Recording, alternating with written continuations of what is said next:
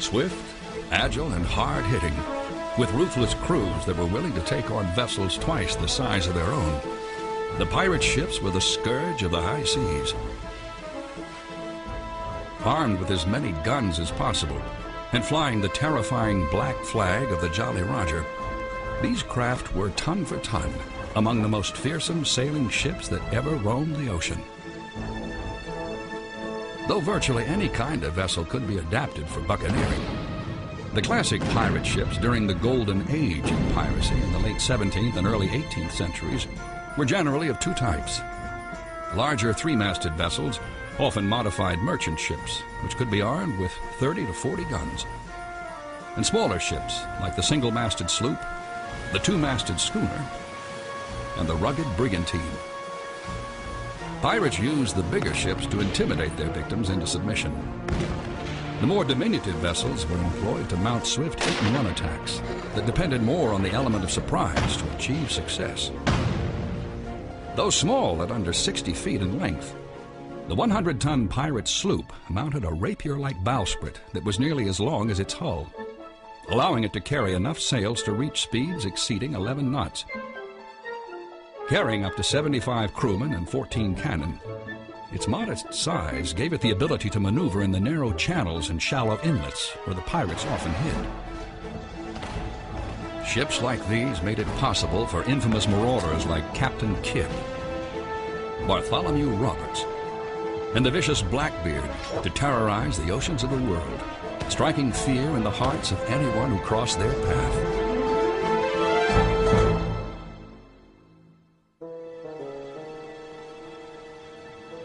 For as long as humankind has sailed the seas, there have been pirates to prey on the valuable cargoes carried by honest merchant ships. Men, and sometimes women, who would stop at nothing to enrich themselves through pillage and plunder. During the ancient civilizations of Greece and Rome, vessels carrying goods along trade routes in the Mediterranean were often the victims of raids by oar-powered pirate galleys.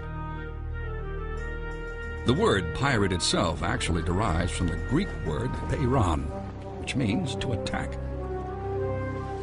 Whatever era the pirates lived in, the ships they sailed were crucial to their success.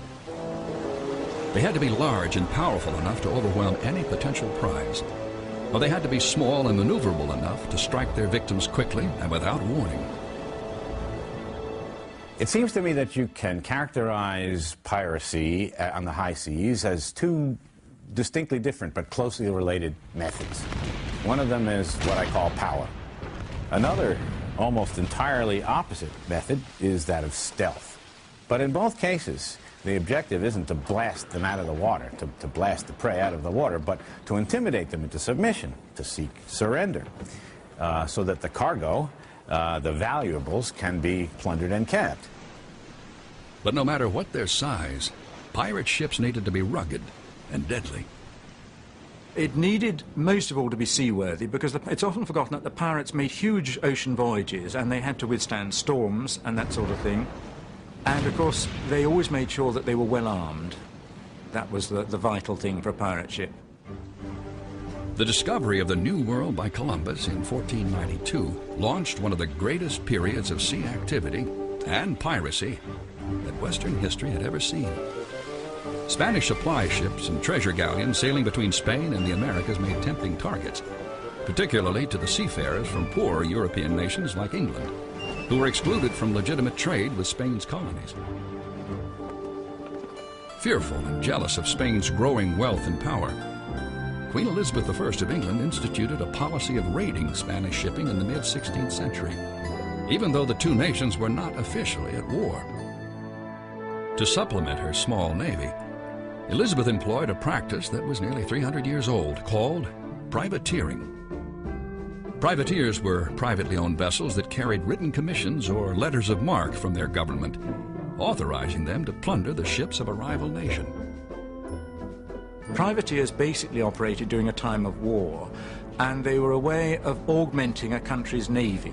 What often happened was that privateers operated very successfully and made quite a lot of money. They could sell the ship and its contents and would get most of the value of that. And so there was a very narrow line between pirating and privateering, and the privateers certainly often became pirates.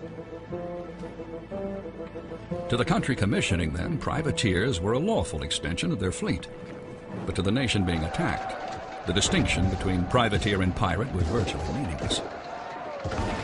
With only a scrap of paper separating the two groups, they usually considered these raiders to be pirates. Such was Spain's view of England's legendary privateer, Sir Francis Drake. Francis Drake was a national hero as far as the British were concerned because he was attacking the old enemy of England, which was Spain. But as far as the Spanish were concerned, he was an out-and-out pirate. He was attacking Spanish ships very often at a time when Spain was officially at peace with Britain. In December 1577, Drake undertook his most ambitious expedition yet, a voyage aimed at attacking the rich Spanish ports and shipping along the western coast of South America. His flagship for the journey was the Golden Hind. Known as a race-built galleon, at 70 feet long and just over 100 tons, the Hind was faster and more agile than the larger Spanish treasure galleon she was designed to attack. Yet she was extremely rugged and seaworthy, giving her all the qualities necessary to be a successful pirate ship. She carried 146 crewmen and was heavily armed with 26 long-range cannon mounted along her sides. Once they reached the Pacific, Drake took advantage of the Golden Hind's features to raid Spanish merchant ships and settlements along the coasts of Chile and Peru. But his greatest exploit was yet to come. On March 1st, 1579, lookouts aboard the Golden Hind sighted a billowing sail on the horizon. As they drew closer, Drake recognized the vessel as the Spanish treasure galleon Señora de la Concepción. Drake had heard tales from his prisoners of the fabulous wealth carried by the Señora. He had also heard of her extremely heavy armament, a fact that had earned the Señora the nickname of Cacafuego, which loosely translated into English means Spitfire. But Drake was undeterred. He immediately employed a classic pirate tactic to capture the Señora: deception. He ordered his men to drag various items like mattresses and heavy pots behind the Golden Hind to slow her down, thus giving his ship the appearance of a lumbering merchant galleon. When the Señora drew near to discover the identity of this strange vessel, Drake suddenly turned the Hind toward the Spaniard and opened fire with a devastating barrage, overwhelming the larger ship before her crew could mount an adequate defense. What in effect you have is the conflict between maneuverability and sea fortresses. The important thing is that he hulled her and, of course, caused a panic on board because she was beginning to take in water. And he was then able to board. The loot Drake and his men found aboard the Señora exceeded their wildest expectations. Jewels, uncut stones, nearly 80 pounds of gold, and an incredible 26 tons of silver. It was one of the greatest hauls of all time, a treasure worth more than Queen Elizabeth's total revenue for an entire year. When the Spanish learned of the Señora's capture, they were more determined than ever to destroy Drake. Spanish ships up and down the coast of South America were on the lookout for him. He realized that he couldn't get back down Cape Horn without being intercepted, so he decided the only thing to do was to set off across the Pacific. Only the second man in history to do it. Magellan had gone before him, but Magellan, of course, had died on the way home. So, in fact, when Drake returned home after circumnavigation, he was the first commander to take his ship all the way around the world, and as a result, he became a national hero. The infuriated Spanish ambassador demanded that the Queen behead the piratical Drake and return his stolen booty. But Elizabeth had been an investor in the voyage and stood to receive a sizable portion of the treasure. Instead of punishing Drake, she ignored Spain's protests and knighted him right on the deck of his ship. To the Spanish, the Golden Hind had become one of the most reviled and successful pirate ships ever to sail the seas. It was a legacy that would inspire future generations of pirates and new generations of pirate ships.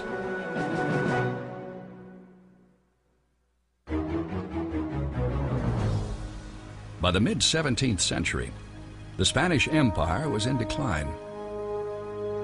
The power balance in Europe had already begun shifting toward England, the Netherlands, and France. These nations set their sights on expansion. The resulting explosion in global maritime trade, along with the natural evolution of shipbuilding methods, spurred shipwrights to develop a new generation of merchant vessels to replace the galleons that had been among the main targets of pirate ships during the 16th century. There was a whole range of ships crossing the Atlantic. Most of them were three-masted because that had been worked out to be the most effective ship for a distance voyage. And a range of small merchant ships, 200 tons or so, much more than we imagine going across the Atlantic regularly in those days. The most impressive of this new family of merchant craft was the East Indiaman, so named because they were originally built by the Dutch to carry cargoes of silks and spices from their possessions in the East Indies.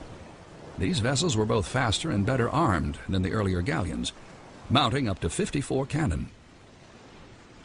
The standard three-masted merchant ships of the day could carry up to 16 heavy guns. And despite their sparse crews, these new craft were far more capable than earlier merchant ships. The pirates adapted by employing an updated variety of pirate ships. Vessels like the sloop, the schooner, and the brigantine, which originally evolved during the early 17th century as merchantmen themselves, possessed all the qualities necessary to make them ideal pirate ships. What all of these vessels have in common is that they're not very large and that they're highly maneuverable. Consequently, I think it's important to note that they can actually be handled by a small number of men. The maneuverability of these ships was enhanced by the fact that they were steered by tillers rather than wheels. This allowed their helmsmen to make faster alterations in course than were possible with the slower operating wheels required to move the bigger rudders found on larger ships. Though relatively small, these craft could still mount enough armament to make them a significant threat to the larger vessels they often attacked. However, they were never intended to stand up against a regular naval warship. Pirate vessels were never as large as British ships of the line and would never seek to engage them in battle. They'd be outgunned, and there's no point. A pirate doesn't want to get shot down. There isn't any point in volunteering to go into battle with some navy. When you see the navy coming, you go the other direction. It was the business of the pirates to be better armed than their prey. The route a pirate crew took to obtain a suitable vessel was often long and tortuous. Their only opportunity, really, to improve the vessels under their command was to capture better ones. Oftentimes, pirates had a succession of vessels that they kept naming with the same name, each successive one being slightly larger with more guns, or in some way or another better suited to their work. Along the way, the pirates would modify their new craft to suit their needs. The important thing was to arm it with more guns, and so the carpenters would cut gun ports in the side of the ship. They would assemble a lot more carriage guns on wheels, and then they would fit on the rails of the ship, the sides of the ship, a number of swivel guns, which were these rather deadly anti-personnel guns. And that was it, really. If you had enough guns on a ship, you converted it from a merchant ship into what was, in effect, a small warship. The pirate crew itself was also vital in terrorizing potential victims. Made up of desperate characters who cared little for the rules and regulations that governed traditional society, pirates were notorious for their ferocity in battle, and pirate captains would continuously seek new recruits from captured vessels in an effort to bolster their ranks. Many of these rogues plundered simply as a means of survival. We tend to think that piracy was a rather jolly life, and lots of drinking and women and song and all that sort of stuff, and tropical beaches. And in fact, all the accounts of piracy give one the impression that piracy was a tough life. Pirates were mostly poor seamen, and they were very often on the verge of starvation. I mean, they had to capture their food. In fact, one of the interesting things is that when a pirate attacked a merchant ship, it didn't simply go for gold. It went for what we would call household goods. They wanted soap, they wanted rigging, they wanted spare sails and anchors, and of course any drink they could find. The fearsome reputation of the pirates and their ships contributed mightily to their success. Many larger and more heavily armed merchant vessels surrendered without firing a shot, their crews preferring to throw themselves on the mercy of the buccaneers rather than risk being massacred. This element of terror was reinforced by the black pirate flag, the dreaded Jolly Roger. Although the exact origin of the name is unknown, many scholars believe that it stems from Old Roger, the nickname sailors at the time used for the devil. The Jolly Roger is interesting. The pirate flags were originally either plain black or plain red, as far as we know, and that goes right back to Elizabethan times. And a red flag was rather sinister. It meant no quarter would be given if you saw the red flag flying. What happened round about 1700 was the black pirate flag came to be recognized as the symbol of piracy, and one or two pirates started putting a skull or bones on the black flag. The symbolism of this was simply universal. A death's head, as it was called, or a skull, meant death. Many pirate captains adopted their own gruesome variations on the black and white motif. Bartholomew Roberts, for instance, had a figure of himself standing on two skulls, one representing the head of a man from Barbados and the other from Martinique. All these factors combined to make pirate ships among the most feared and deadly vessels ever. Despite their bloodthirsty image, however, the way the pirates ran their ships was in many ways more democratic than on other vessels of the period. One of the most important reasons for this was the background of pirate crews. Consisting of religious and political outcasts, convicts, escaped slaves, and deserters from naval and merchant ships, they were a highly diversified group. In fact, two of history's most colorful pirates were female, Anne Bonny and Mary Read.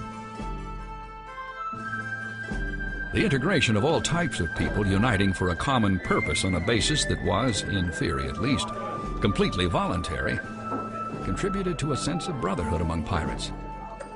But it required more than camaraderie to run a pirate ship. Men sailing under the legendary Bartholomew Roberts in the early 1700s were required to sign ship's articles that, among other things, guaranteed free and equal votes on all important matters. The document also had clauses that prohibited gambling, strictly regulated the division of booty, and provided for an early form of disability insurance by specifying that a cash payment be made to any pirate who was injured or crippled during his service. It even mandated a policy of lights out at 8 p.m. Such codes were common among buccaneers of the age. These indeed are elements of democracy and egalitarianism and fair play, but it has to be remembered that those elements went only so far as the pirate brotherhood itself. There was no such thing as the victims of piracy also being accorded the same respect and consideration. Standing at the top of the pirate hierarchy was the pirate captain. It was his seamanship and leadership qualities that, more than any other factor, determined the success or failure of the pirate ship. Unlike a naval or merchant captain, he was usually elected by his crew. As long as he maintained their respect, things ran smoothly. But he could be replaced if he lost the confidence of his men. A pirate captain had to be, first of all, extremely tough and fairly terrifying in order to keep a difficult and anarchic crew in order. It was essential that he was what they described as bold in attack. They didn't want some ninny on board who was not going to go into attack when the moment came. And it was absolutely essential that a pirate captain was capable at navigating the ship, and if he wasn't, he'd be chucked out by the crew because they didn't want the ship going on the rocks. The punishment for ousted captains was the same as for an ordinary pirate. The practice of marooning, stranding a condemned man on a deserted island with no food or water, was one of the cruelest forms of pirate punishment.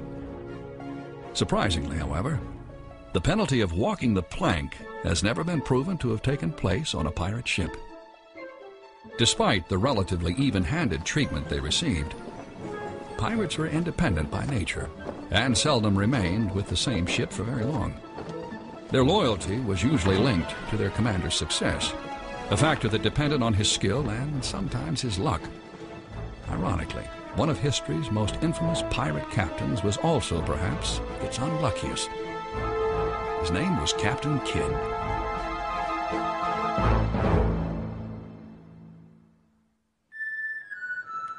If William Kidd had any good fortune at all, it was that he was able to live nearly 50 years in relative peace and obscurity.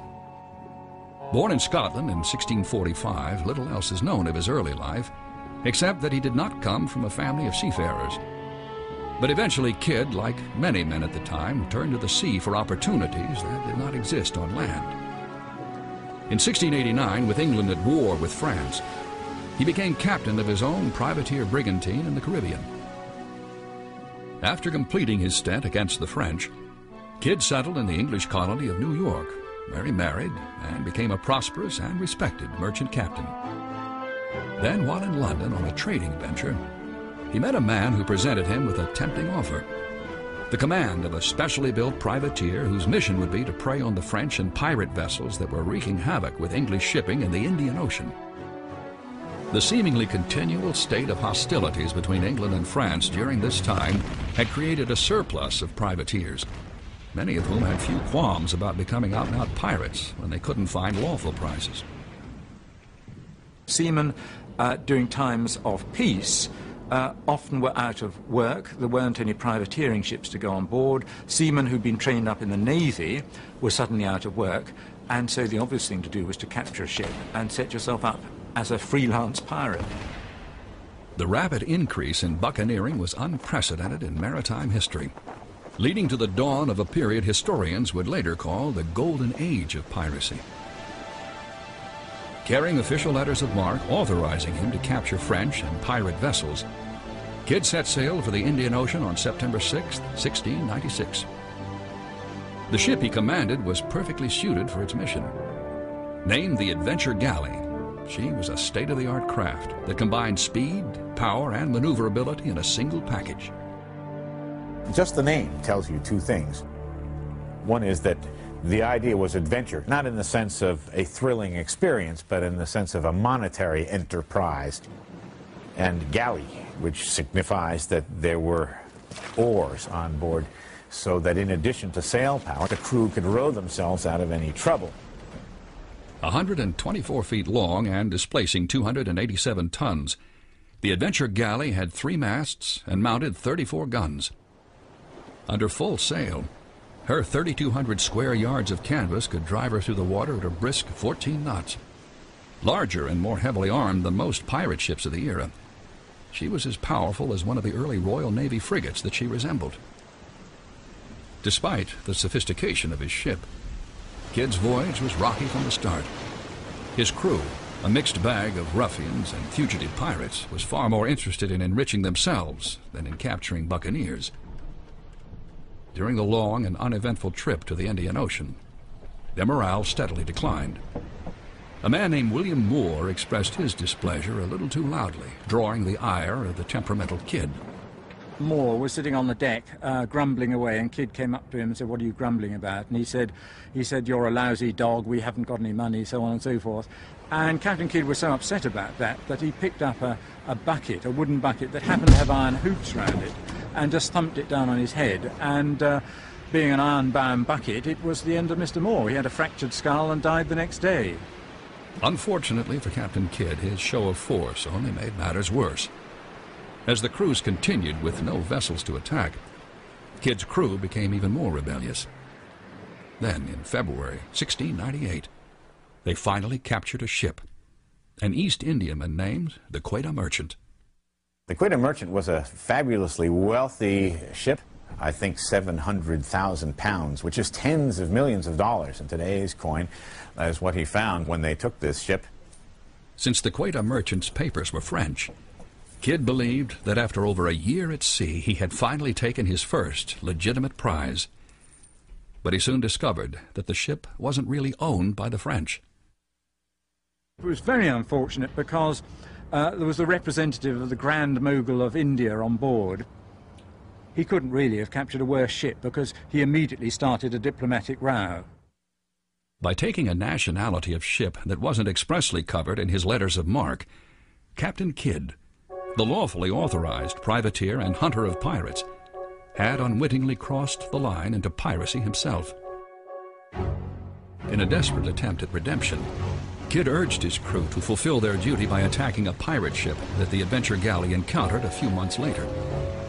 Not only did they ignore him, but all except 18 promptly deserted to the buccaneers, taking most of the cannon and other equipment from the Adventure Galley with them. Now commanding a gutted ship with hardly any crew, the hapless Kidd had no choice but to set sail for home, where he was arrested and charged with piracy on the high seas. After languishing in jail for the better part of 2 years, he was finally brought to trial in 1701.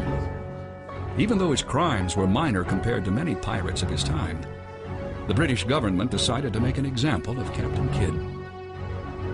The point behind that was that the party in opposition wanted to tie in the people who backed his voyage and make a major scandal of it and bring the government down. Well, that didn't work. But Kidd was still guilty of murder, and so he was tried formally at the Old Bailey and convicted of piracy and murder, and in due course hanged. On May 23, 1701, Captain William Kidd was led to the shores of the Thames River at Wapping.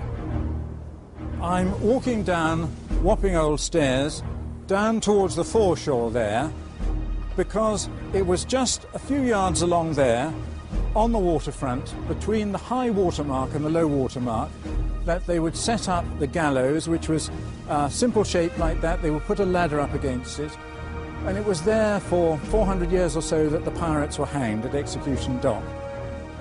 To the very end, bad luck stayed with Captain Kidd. On the first attempt, the hangman's noose broke and he fell to the ground. The second time it held. Kidd's corpse was later tarred, bound with iron straps, and displayed from a post at the Thames estuary, where it remained for several years as a warning to all pirates. In another time and in another place, Kidd might have been congratulated for adding wealth to the British Empire by taking that 710,000 pounds off of a French ship. But it wasn't politically convenient at the time for the powers that be to see it that way, and Kidd probably should have known better. Piracy did see a steep decline in the months following Captain Kidd's execution. Hounded by increased Royal Navy patrols, many buccaneers decided to abandon their lawless ways, either seeking pardons from royal officials or simply melting back into the indistinguishable mass of merchant seamen. When a full-scale war broke out between England and a Franco-Spanish alliance in late 1701, most of the freebooters that remained sought commissions as privateers with one side or the other, leaving the seas virtually free of pirates for the first time in years. But within a decade, there would be an explosion of oceanic marauding unlike anything ever seen. The height of the pirates' golden age was just beyond the horizon. Rising with it would be a figure whose name has become synonymous with piracy itself.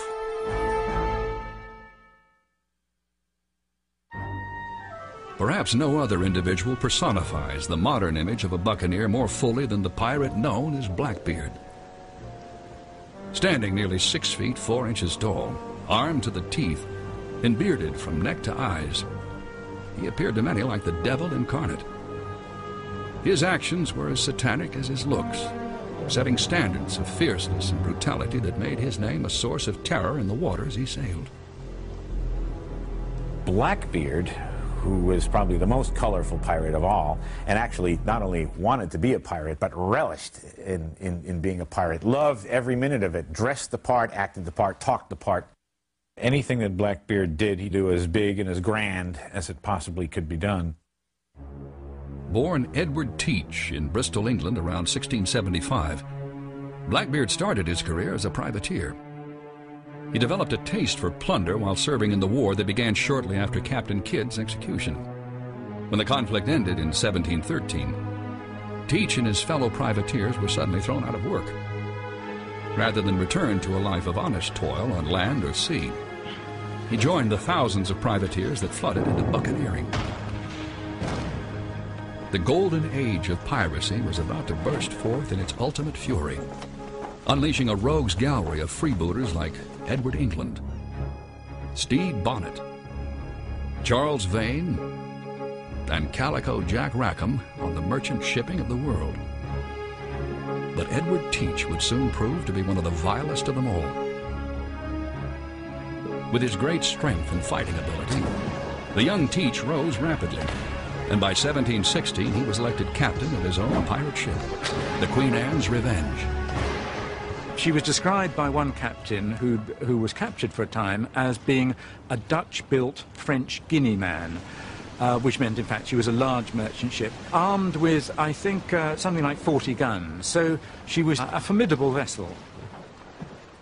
Most of her guns were carronades, short but large-caliber cannon that were devastating at close range. Shortly after capturing their ship, Teach and his crew were intercepted by a 32-gun British frigate that was patrolling the area in search of pirates. Rather than fleeing, as most buccaneers did when confronted by a warship, Teach decided to stand and fight. After a running battle, the British ship retreated. Emboldened by his victory, Teach sailed the Queen Anne's Revenge on a bloody rampage throughout the Atlantic, capturing prizes and abusing terrified sailors wherever he went. Those who were lucky enough to survive Teach's brutality told authorities of a fierce giant of a man with a thick black beard. Soon a legend was born. It was a legend that Blackbeard himself did everything he could to enhance. To make his appearance more fearsome, he wore his beard in long, matted braids. He even went into battle with slow-burning matches made of hemp cord jutting from under his hat to heighten his fiendish demeanor. Atop the mainmast of his ship, he flew his own personalized version of the Jolly Roger, depicting a skeleton aiming a spear at a bleeding heart. Blackbeard, in a way, epitomizes the terrifying pirate captain. And in fact, he deliberately cultivated a terrifying image. He was ferocious towards his crew deliberately, and he cultivated an image of terror in order to persuade any ship that he attacked to surrender immediately. By 1718, Blackbeard had looted at least 20 vessels between Honduras and Virginia, and the Queen Anne's Revenge was the flagship for a marauding flotilla of 4 ships manned by nearly 400 pirates. That May, he attempted his most audacious assault yet when he blockaded the port of Charleston, South Carolina. You've got to remember that when a pirate ship, or indeed a naval ship, comes into a harbour, it's like a whole army coming in. It will have 30, 40 guns at its disposal, so it can cause a lot of trouble. And he held up the town, and he forced them, well, in fact, he burnt a lot of ships in the harbour mouth and plundered them, but he actually was after a medicine chest. It said that the theory is that his crew had syphilis, and he wanted the various things from the medicine chest to do something about it. Afterward, most of Blackbeard's fleet separated, with each captain going his own way. Preferring to stay close to the rich hunting grounds of the South Atlantic coast, Blackbeard decided to set up a base of operations in nearby North Carolina. He wanted to use a sheltered channel called the Ocracoke Inlet. But the Queen Anne's Revenge was too large to maneuver safely in the channel's shallow waters. When the ship sank after running aground off Beaufort, North Carolina in June of 1718, Blackbeard chose as his new vessel a speedy sloop called the Adventure. With her small size and modest draft, she was much better suited to operating among the Ocracoke's labyrinth of sandbars. Ensconced in his new hideaway, Blackbeard felt safe from any vessel large enough to defeat him. But the authorities were about to strike back. Blackbeard had become such a menace to the authorities, and in a way he was flagrantly putting himself up against authority. And so the governor of Virginia decided something had to be done about Blackbeard, and he put up a reward, and he persuaded the captains of 2 local ships, HMS Pearl and HMS Lyme, to lend their crews. At dawn, on November 22nd, 1718, a Royal Navy lieutenant named Robert Maynard led the 2 sloops manned by 60 hand-picked sailors into the Ocracoke. He was counting on the element of surprise to help him achieve success. But it was not to be. Blackbeard had been warned by a local turncoat. He in fact fired his guns and managed to cause one ship to not exactly sink, but she was so decimated by wounded that she had to halt. And so Maynard came up alongside in one small vessel, and a tremendous fight then took place.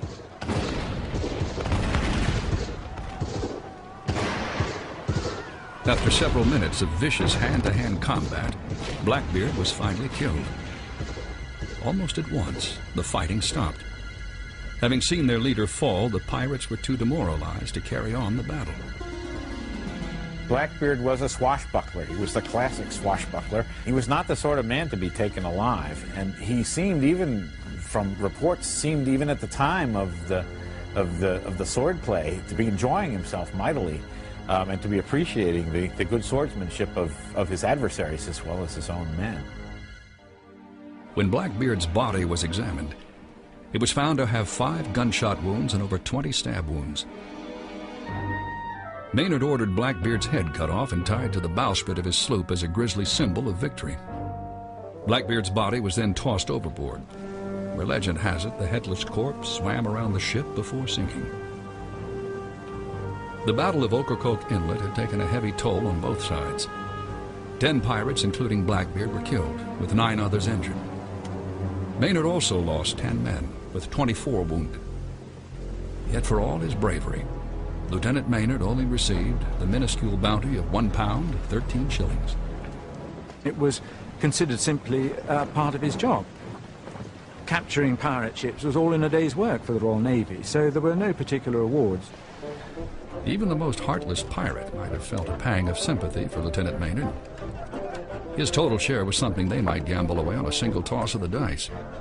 Honest work meant only one thing to pirates: honest pay, and there was little reward in that. It was such a realization that led one otherwise honest man to become the most successful pirate of all time: Bartholomew Roberts.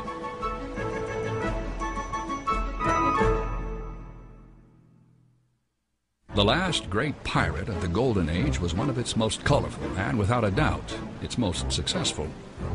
In a career that lasted less than 4 years, Bartholomew Roberts, dubbed Black Bart, plundered an amazing total of 400 ships. Roberts dressed flamboyantly, shunned alcohol, and drank great quantities of tea.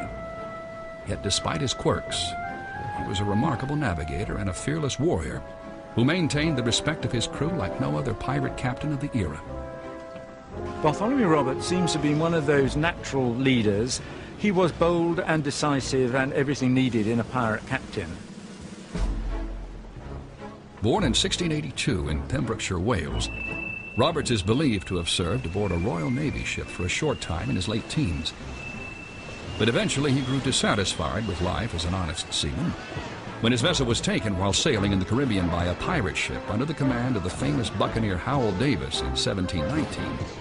He quickly joined its ranks. It wasn't long before Roberts' seamanship and courage impressed Davis, as well as the rest of the crew of their ship, the Rover. When Davis was killed 6 weeks later, Roberts was elected the ship's new captain. He immediately embarked on a spree of plundering that is still unequaled. In late 1719, Roberts came across a Portuguese merchant fleet of 42 ships. Singling out the largest vessel, Roberts and his crew mounted a daring surprise attack, taking the ship before her escorts could react. The haul was astronomical: tons of sugar and tobacco and almost 80,000 pounds of gold coins. Wherever they roamed, Roberts and his men continued to take more prizes, cutting a swath of terror from the Caribbean to as far north as Newfoundland. During this arduous trek, the Rover wore down, and Roberts switched vessels several times. In 1720, he captured one of his favorite prizes, a 42-gun oar-equipped ship that was not unlike Captain Kidd's adventure galley. He named her the Royal Fortune.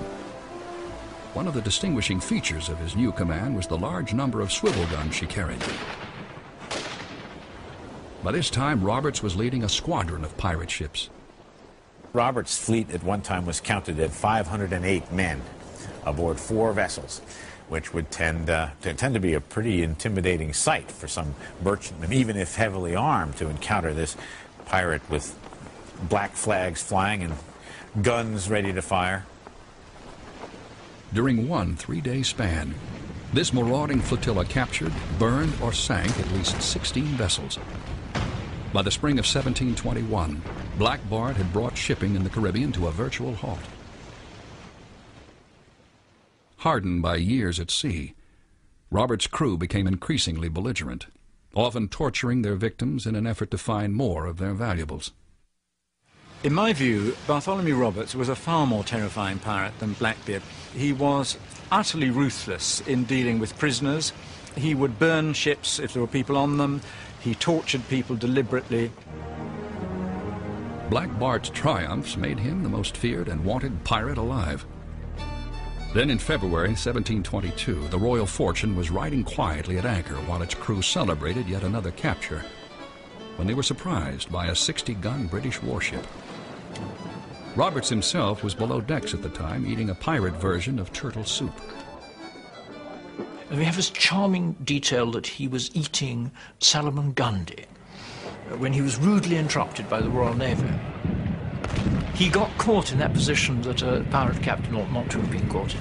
He was engaged, and he had no way out. Knowing that his men were in no form to raise the sails and run, Roberts decided that a head-on fight was his only alternative.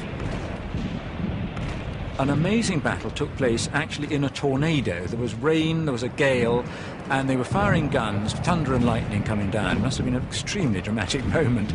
And Bartholomew Roberts was killed by a broadside fired by the naval ship within the first minute or so, and his throat was actually blasted out, and he fell across the guns, and one of his crew found him and burst into tears and chucked his body overboard, because that's what he said he wanted to happen to his body if he didn't want to be captured. Within hours, all of Robert's surviving crew members were prisoners headed for London to stand trial. A total of 165 men who served under Black Bart were accused of crimes on the high seas, the largest pirate trial ever held. Of these, 52 were hanged. With the death of Bartholomew Roberts, the curtain finally rang down on the golden age of piracy. Isolated pockets of brigands would survive, and pirates would continue to plague the world's oceans periodically, even to this day. But never again would there be a time of such complete anarchy on the high seas.